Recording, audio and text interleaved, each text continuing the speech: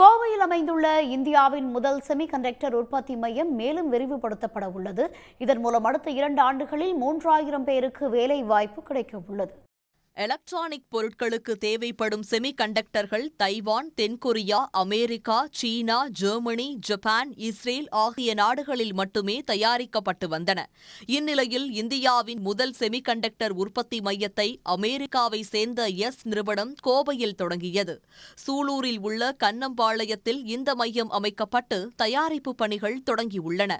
இதனால் 300 பேருக்கு வேலைவாய்ப்பு கிடைத்துள்ளது. கோயம்புத்தூர் சூலூரில் புதுசாக ஒரு செமிகண்டக்டர் மேனுஃபேக்சரிங் ஹப் இப்போ ஸ்டார்ட் பண்ணியிருக்காங்க. ஸோ இதனால் நிறைய இன்ஜினியரிங் கிராஜுவேட்ஸ் அண்ட் ஐடிஐ முடித்தவங்களுக்கு ஸ்கில் லேபர்ஸ்க்கு வேலைவாய்ப்பு வந்துட்டு உருவாக்குறாங்க.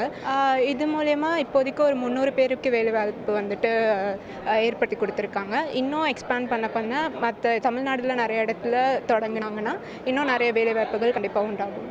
இதற்கிடையில் முதலமைச்சர் மு.க.ஸ்டாலினின் அமெரிக்க பயணத்தின் போது எஸ் நிறுவனத்தின் உரிமையாளரை நேரில் சந்தித்து பேசினார்.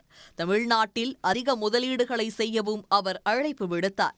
அதனை ஏற்ற அந்த நிறுவனம் கோவையில் உள்ள செமிகண்டக்டர் உற்பத்தி மையத்தை 150 கோடி ரூபாய் முதலீட்டில் விரிவாக்கம் செய்ய முடிவு செய்துள்ளது.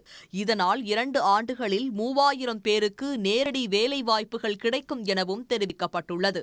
முதல்வர் ஐயா கலிபோர்னியா சென்றப்ப ஒரு புரிந்துணர்வு ஒப்பந்தம் கையெழுத்தாயிருக்கு.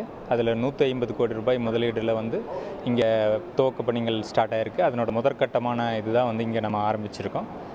ஸோ இது ஒரு கோயம்புத்தூர் ஒரு செமிகண்டக்டர் ஹப்பாக கிரியேட் ஆகிறதுக்கான முதல் விதை. இது இன்னும் ஒரு 2 வருஷம் 3 வருஷம் போகிறப்ப கோயம்புத்தூருக்கு ஒரு பெரிய முக்கியத்துவம் கிடைக்கும். கோவை போன்ற நகரங்களில் சர்வதேச நிறுவனங்கள் செய்யும் முதலீடுகளால் தமிழ்நாட்டின் பொருளாதாரம் மேலும் வளர்ச்சியடைவதோடு சொந்த ஊர்களிலேயே இளைஞர்களுக்கு வேலை வாய்ப்பும் கிடைத்துள்ளது. சன் செய்திகளுக்காக கோவையிலிருந்து ஒளிப்பதிவாளர் நிதினுடன் செய்தியாளர் தென்னிலவன். உடனுக்குடன் செய்திகளை தெரிந்து கொள்ள சன் நியூஸ் பெல் ஐகானை கிளிக் பண்ணுங்க.